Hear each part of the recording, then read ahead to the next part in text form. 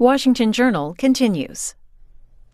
Congressman John Garamendi, a Democrat from California, a familiar face to C-SPAN viewers, joining us during a very busy week on Capitol Hill. But I want to start with last night and the president's speech to the Boy Scouts at the Boy Scout Jamboree. You're a Boy Scout and Eagle Scout. I just want to get your reaction to the president's speech. Absolutely disgusting. I have never seen anything so outrageous in my entire life. I remember the citizenship in the nation, the merit badges you have to have, and then this man goes out there and talks about sex, he talks about wealth and yachts, and it was disgusting. It was absolutely disgusting. Instead of calling upon the higher angels that the Scouts always tend to try to pull people up, citizenship and all the good and service, it was the most outrageous thing I've ever seen in my life. We talked about this in the first hour of our program today. One of our viewers called in to say that they were glad that the president talked about his journey. They said he was talking about his challenges that he overcame. You mean Sex in the City? That's his journey. It was outrageous. And to use the Scouts as a campaign rally is just totally inappropriate. I cannot tell you how angered I am as a Scout, as a distinguished Eagle Scout. And the kind of values that you're trying to give these kids. And then this man goes out there and talks in the most outrageous way. These are 14-year-old kids. Should the Boy Scouts have come out with a tougher statement? This is what they had to say, according to the reporting from a couple news sites, Business Insider being one of them. The Boy Scouts of America is wholly nonpartisan, does not promote any one position, product, service, political candidate, or philosophy. The invitation for the sitting U.S. president to visit the National Jamboree is a longstanding tradition and is no way an endorsement of any political party or position or specific policies. The sitting U.S. president serves as the BSA's honorary president. It is our longstanding custom to invite the U.S. presidents to the National Jamboree. Don't blame the Scouts, blame the president. The president had no idea who he was talking to. He wasn't a Scout. He doesn't understand what scouting is all about. And to assume that this is a campaign rally where you're going to your hardest constituents and then give a speech that is filled with absolutely the opposite values of scouting. You go all the way through the values of scouting, and this man was on the opposite side of most every one of those values. Is there any more that you will do or that members of Congress could do or should be done in the wake of the speech? I don't know what to do. I don't know what to do about Donald Trump. This is the most outrageous president I've ever... I've been around for a long time, and I have never seen anything like this. Not only in the case of what he did at the Boy Scouts Jamboree, but what he's doing, his tweets in the morning. And what is he talking about? He wants his Attorney General to carry on a investigation of his political rivals. That's straight out of Putin's Russia. That's exactly what Putin does. And now this man wants to do the same thing. This morning, taking on Hillary Clinton and asking why his Attorney General is not prosecuting Hillary Clinton. That's what Russia does. That's what Putin does in Russia, goes after his political rivals, using the power of the government to do that. This is America. We don't do things like that in America. Do you think Attorney General Jeff Sessions is going to stay long in this job or should stay long? I hope he does. Because if he were to be fired or if he were to leave, then what do we get? We get somebody in there that's a puppet to Trump, that's going to do what Trump wants and use the power of the Attorney General, the power of prosecution to go after his political rivals. This is a bad situation. You mentioned the president's tweets. Another tweet he had this morning was about his son-in-law, Jared Kushner, saying he did very well yesterday in proving he did not collude with the Russians. Witch hunt, he says. Next up, 11-year-old Barron Trump. Your thoughts on Jared Kushner's appearance yesterday on the Hill? He'll be back today before House investigators and made that public statement yesterday. There's a long way to go here. There's a lot of smoke. The question is, what's the fire beneath that smoke? We'll find out as time goes on. We don't know what he said in the closed session. We do have his statement, which was, by all accounts, insufficient, and in raising even more questions from his statement. We'll see what happens in the House hearings, but we do need to investigate, no doubt about it. We're talking with Congressman John Garamendi of California, taking your calls and questions For about the next 25 minutes here on the Washington Journal, Democrats, it's 202-748-8000. Republicans, 202-748-8001. Independents, 202-748-8002. And we should come back around to what we invited you on to talk about, the Russia sanctions vote today. Take us through what this legislation will do and whether you're supporting it. The sanction legislation is really important. It ramps up the pressure on North Korea, on Iran, as well as on Russia. And yes, I do support it. There was a question about exactly what the power of the president would be to remove the sanctions. It's pretty clear that the Senate and the House don't trust the president. And therefore, the bill that passes does not give the president the power to remove the sanctions.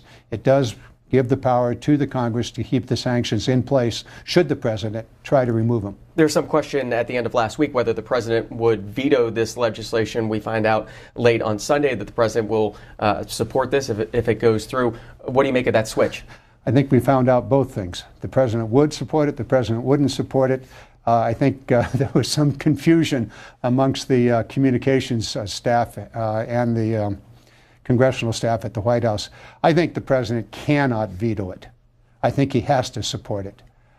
There's a big question all across America as why is President Trump dancing with the Russian bear?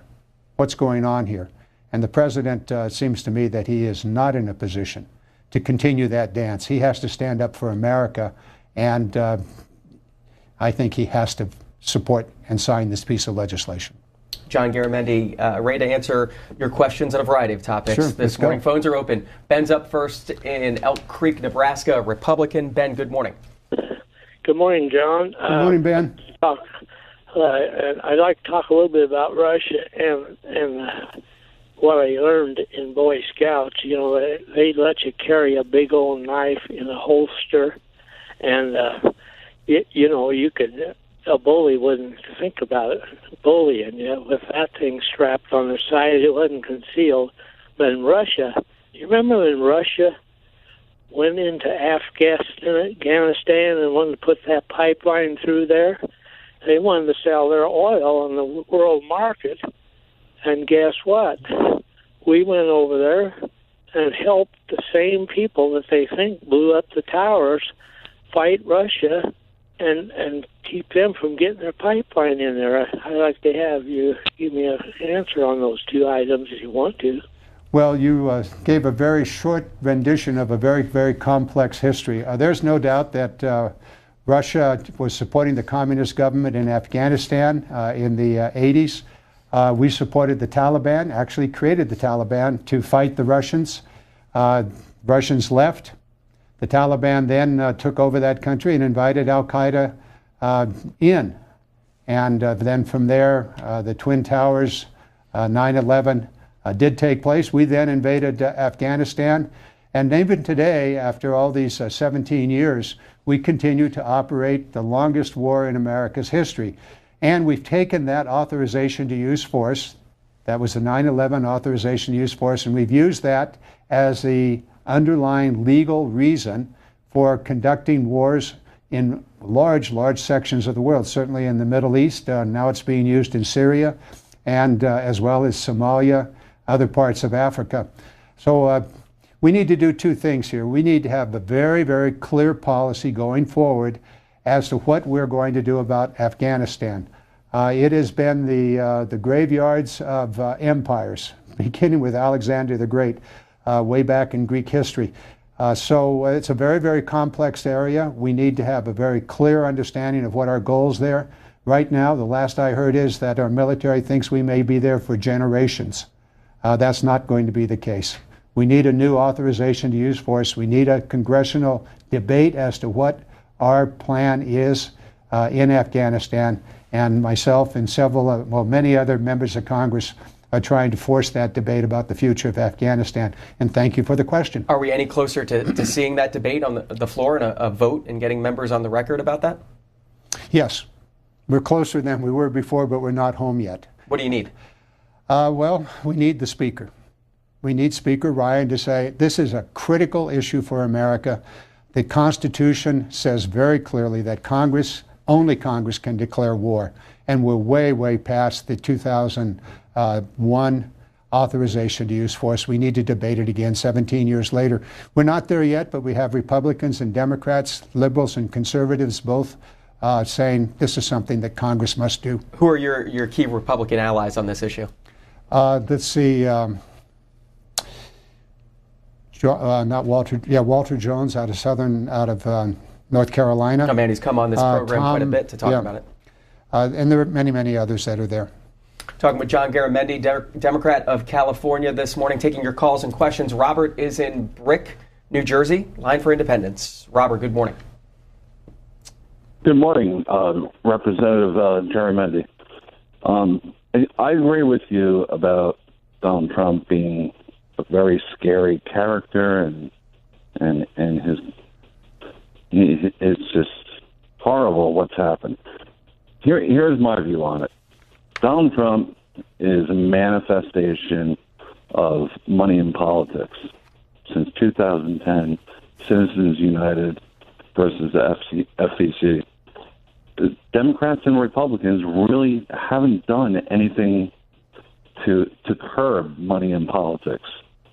You know, I'm 50-something years old, and politicians have been talking about this as long as I can remember, and nothing is done. The hyper-capitalism, the shock doctrine. I'm wondering if the Democrats are discussing this and trying to turn away from this. Well, actually, there are many people in Congress, Democrats and some Republicans, that are, in fact, addressing this issue.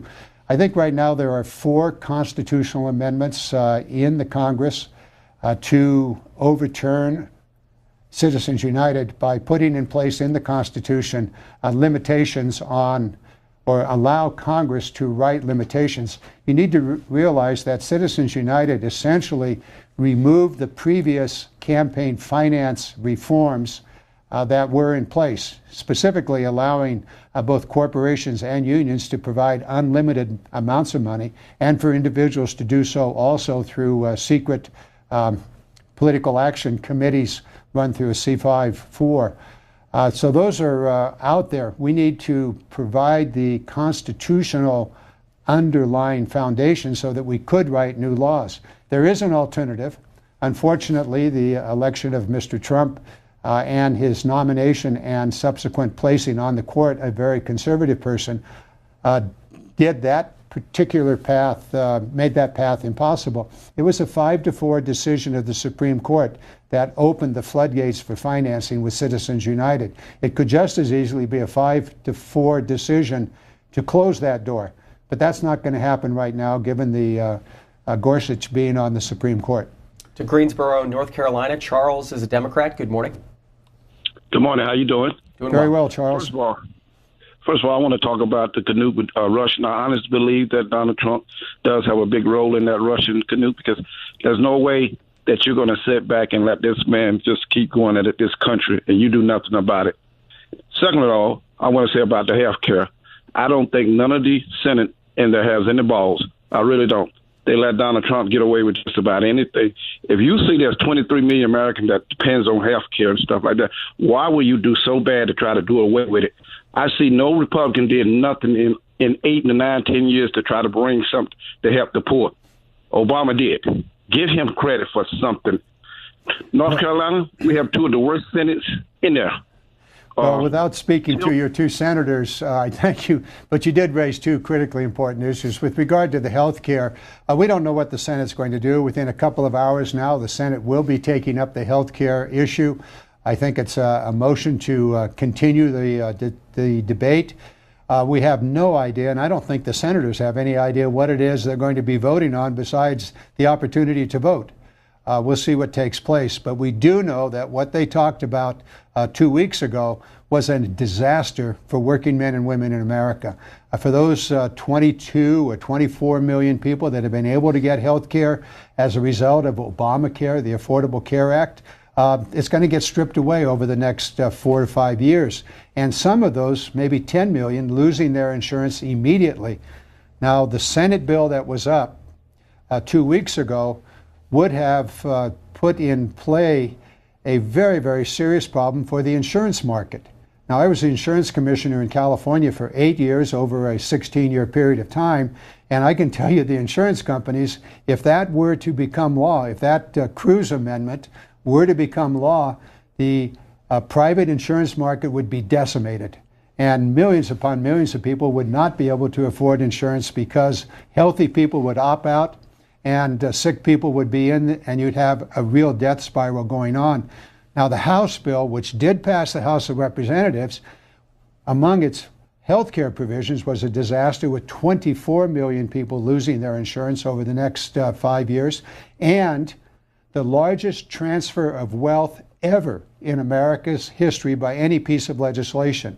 When you consider the tax cuts that were in that bill, the enormous tax cuts that went to the super wealthy, five of whom are in the president's cabinet, including himself and Kushner and others that are working for him, they would benefit big time, to use the president's word. And on top of that, money taken out of the pockets of working men and women of America and out of the pockets of the poor and transferred directly to the wealthy. It is outrageous what's going on in those pieces of legislation. To your home state of California, Robert is in Red Bluff, Republican. Robert, go ahead. Morning, Robert. Good morning. Yeah. Hey, this Russian baloney stuff, I think it's outrageous. Listen, they didn't call me and ask me to vote for Donald Trump. So what's the big deal? And one more thing, John, your commentator there, first thing you did is start asking this representative about the Boy Scouts of America and Donald Trump going there. One other thing, look at all the Democrats. They allowed people to get out on the street, teenagers, young kids, to protest and throw rocks and stuff. Nothing was said about that, about the Democrats. Okay? Well, okay, but let's, Robert, I know the temperature in California when I left yesterday was over 100. I suspect it's probably 105 in Red Bluff today. And I do represent the Sacramento Valley, just to the south of you in Glen Colusa County. However, speaking to the issue of people protesting, that's not something that the Democrats or Republicans are saying it's good or bad, but it is the American way to protest. Throwing rocks and violence, no way, no how by anybody. With regard to the president and the Boy Scouts, listen, I was an Eagle Scout, and I could not for a moment imagine any president speaking to the Scouts the way in which this president did at the Jamboree. It was outrageous in my view. With regard to the other issues that you raised, Russia is a very real problem. There is absolutely no doubt that Russia messed in the American election in a way that is illegal. It is a federal crime to hack a computer system. And the Russians did that. They did that to the Democratic National Committee. They did that to others, to John Podesta and probably to any others. We also know that they tried to enter the computer systems of many states' electoral processes. We know that. That's a fact. Now, the president doesn't accept that fact. That's his problem. But it is also a problem for America and for the world. Not only did they break the law, but they also then used that information as a political weapon with disinformation and with rolling out through WikiLeaks those illegally obtained emails and information from the Democratic National Committee and from John Podesta. That is illegal, and the Russians did that. Now, the question of whether Trump and his campaign colluded in that process is what is being investigated by Congress. We should find out. After all of that is said and done, we need to put in place clear laws that deal with this particular set of problems. And we need to sanction Russia. And that is a vote that the Congress of the United States is going to take up today. And I'm going to be a very adamant supporter of those sanctions. To Cassandra in Montgomery, Alabama, line for Democrats. Cassandra, good morning. Yes, good morning. I have a question. This issue was addressed last night on MSNBC, but I haven't heard it this morning. If the president fires the attorney general or if the Attorney General resigns and the Senate goes into recess, can the President appoint an Attorney General that then would not have to be confirmed? The answer is yes. That is possible. That is entirely possible.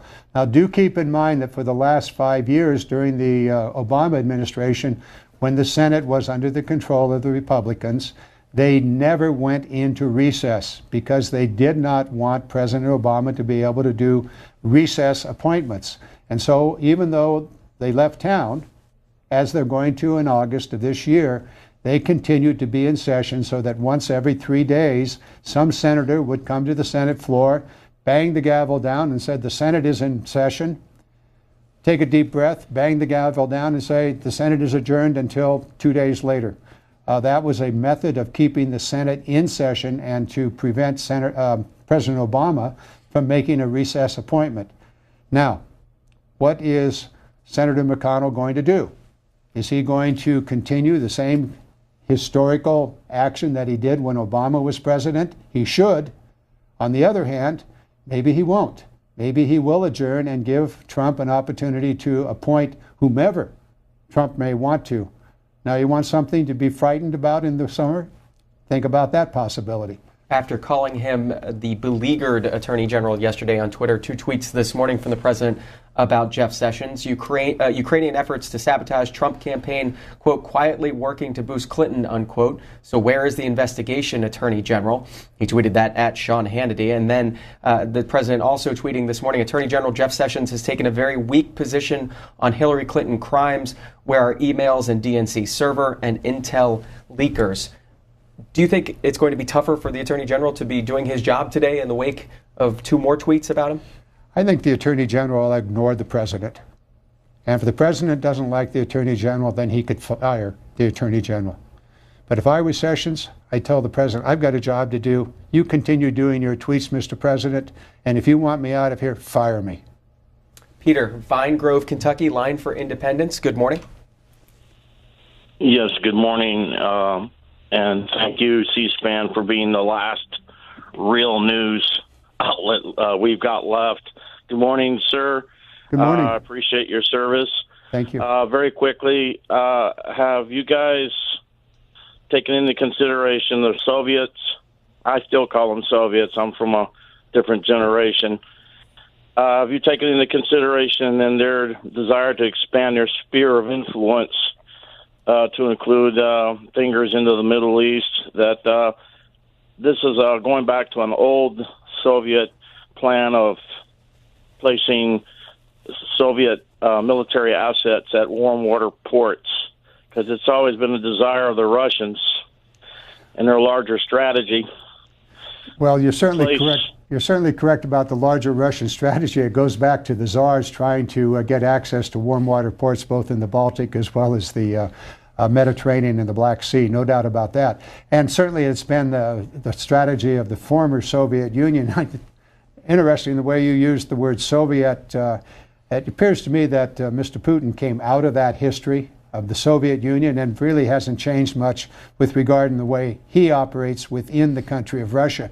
Now, you mentioned the Middle East. Clearly, Russia had a port in Syria before there was the revolution in Syria. They have that port today. Clearly, they want to maintain their relationship with the Syrian government, with Assad, and they are seriously supporting Assad. One of the questions that arises right now is the question of why did President Trump last week make a decision to remove the support of the United States from the from the rebels that are fighting Assad? Why did that happen? That is a gift to the Russians. What it basically did was to remove one of the organizations and groups that were fighting Assad, and therefore the government that the Russians are supporting. Very interesting questions for which we really do not have an answer at this moment. But it raises a question once again about Trump's relationship with Russia. He basically handed Russia another win in Syria.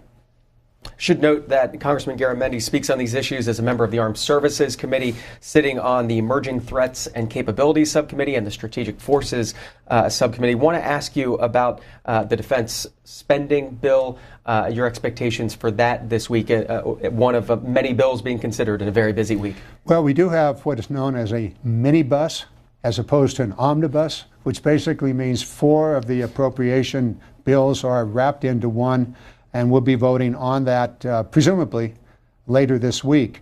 The amendments to those bills are now being considered or worded last night and probably this morning by the Rules Committee. There are questions. There are serious questions about how much money is being spent and on what. I'll give you one big question that I've been working on. You've mentioned that I am a member of the strategic arms. We're talking nuclear weapons here and the delivery systems for those nuclear weapons. The United States is involved in a new nuclear arms race with Russia and China. It's going to cost the taxpayers of America over $1 trillion over the next 25 years to rebuild every one of our nuclear bombs and build new delivery systems, new missiles, new airplanes, new submarines, and all that goes with it. It's extremely expensive, and in my view, it's extremely dangerous because these weapons are stealth weapons. All of the rules of the Cold War really don't apply because you don't know what's going to happen. And we're heavily dependent upon satellites, all of which are vulnerable. And so it's possible that we could very quickly be in the dark, literally, not knowing what our opponents, Russia or China, are doing, or vice versa, they not knowing what we're doing. And therefore, it becomes a very, very dangerous situation. And we need to be very careful about how we're spending all this money and exactly where we're headed. Before we leave this topic of appropriations, are we going to see a vote on border wall funding this week? Probably so. In Rules Committee last night, a debate went on in Rules Committee for well over an hour and a half about the border wall. There was $1.6 billion in the appropriation, Homeland Security appropriation. That's your taxpayer money. Now, the president said Mexico was going to pay for it. Wrong. We're going to pay for it. It's going to be a major debate, and it may very well come down to the reason that the appropriation bills are not going to be taken up or not pass. Time for just a couple more calls with Congressman Garamendi. Susan is in Kingston, Illinois, Republican. Susan, thanks for waiting. Hi. We'd have money for insurance and to build a wall to keep us safe and everything else if we stop sending money over to other countries. We don't have to give arms to any special groups anywhere because you really don't know who's who on the ground. And I think America's made the mistake of, trying to get involved in controlling things. And, they send arms to the wrong people and find out later that they're just being lied to.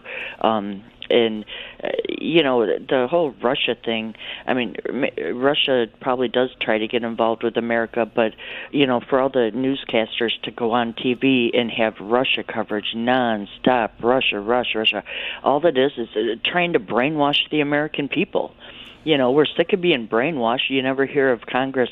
I would like to watch C-SPAN in the news and hear a list of exactly what they're doing to help the American people instead of working to give, pork packages to people and all that. You raised a very important point, and excuse me for interrupting, but we're just about out of time, and I want to deal with one thing that you did say, and that is, and is being discussed, but at the same time, I know that on the Democratic side, we're developing a series of policies to deal with what I hear around the kitchen tables of my own children.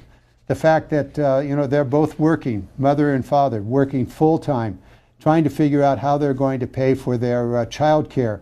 And they know that their kids are pretty soon going to be heading off to college. How are they going to afford college education? And why haven't they had a real raise? They've got a few dollars maybe on a monthly raise, but they're still falling behind. And that's the story of the American people and families all across America. So we have a very clear set of policies that we would like to put in place, should we be so fortunate as to be able to get the Congress to do it, policies about education and skills and training, vocational training, so that people can move from one job to a better job, so the kids can go to school and not be bankrupt or at least have a huge load of debt by the time they graduate from school.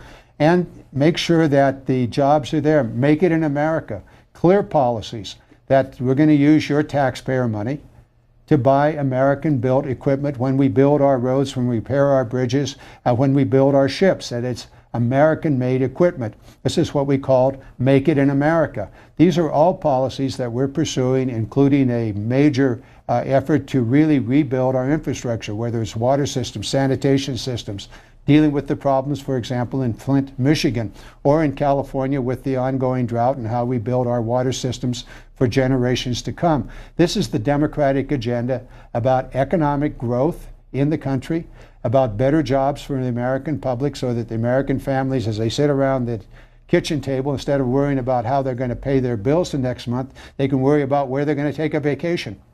And we are out of time. Congressman Garamendi, always appreciate you joining us. Come back again. I'll look forward to it. Thanks, John. Up next, we'll take a closer look at lawmaker salaries and benefits. We'll be joined by Roll Call's David Hawkins. If you have questions on that topic, you can start calling in now. We'll be right back. Have a good one, sir.